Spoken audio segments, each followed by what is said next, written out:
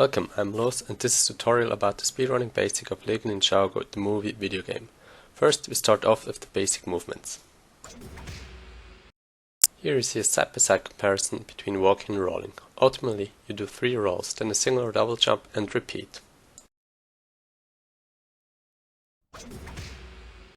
The main technique in this speedrun are the launches.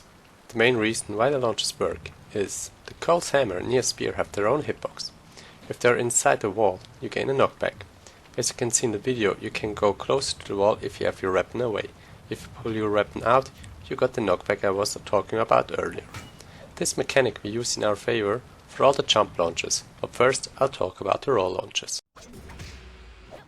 There are 2 different ways how you can do a roll launch. The one you're seeing right now is a roll backflip launch. If you roll into a niche and do a backflip right after the roll, you jump way higher.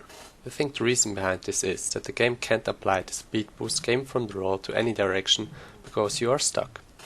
To prevent you from just rolling in the corner and then run around the map super fast, the game does a check to see what your movement direction is. If it's a jump and or any forward/sideways direction, you don't gain the speed boost. But because you're jumping backwards while still facing the direction of the roll, the game thinks you gained the speed boost and applies it to your backflip. The second roll launch you can do is a normal roll launch. If you roll into a niche where you get stuck and keep walking without standing still, you can get a boost sometimes if you walk off a ledge. It's the same principle as in the roll backflip launches.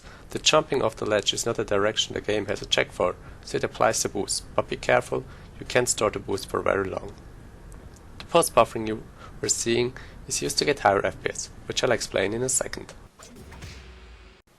The first thing you want to do before you do any launches is to check if VSync is off. Launches only work if VSync is off because you need high FPS for the launches to work. The higher your FPS, the higher you launch. That's also the reason why I use pulse buffering. By pulse buffering the game, you get more FPS for a brief amount and can therefore also launch higher.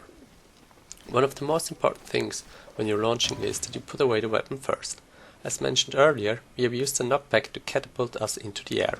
In the speedrun we use Cole and Nia for the launches, but Cole works by far the best. If you do a Cole launch, put away the hammer, double jump and attack into the wall. For Nia, just jump once and attack. Post buffer it if you need higher FPS.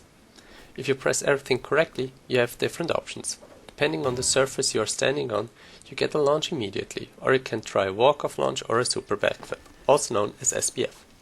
Most of the time you do some variation of a walk-off launch, but it happens so fast you don't even realize. A SBF can be done at any place where you can do also a walk-off launch, and at some additional places as well.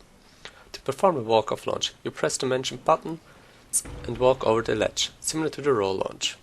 For a super backflip, you initiate a launch and once you regain movement control, you do a backflip immediately. There are some differences between the walk-off launch and SBFs. Walk-off launches vary way more in height. You can get only a few meters of height, or you can get a hyper launch, which launches you all the way over the map. SBF on the other hand are more consistent in their height, but sometimes you need that little bit extra height, so you can't always just go for SBF. Another difference is the camera position. SBF lock your vertical camera position where you started the launch, while a walk-off launch locks onto the character. The last launch you can do is a backwards momentum launch. It's done with Cole and the inputs are as followed. Do the normal launch inputs as fast as possible and jump as soon as you can. If you do so, you get a really big backwards momentum boost, which you can cancel by performing the second jump input. If you do the backwards momentum launch in front of a sloped surface, you can redirect the backwards momentum into the direction of the slope. This can be used to gain height at places other launches are not possible. Those are the techniques used for the speedrun. I wish you good luck on your runs and see you on the leaderboard. Have a nice week. Bye.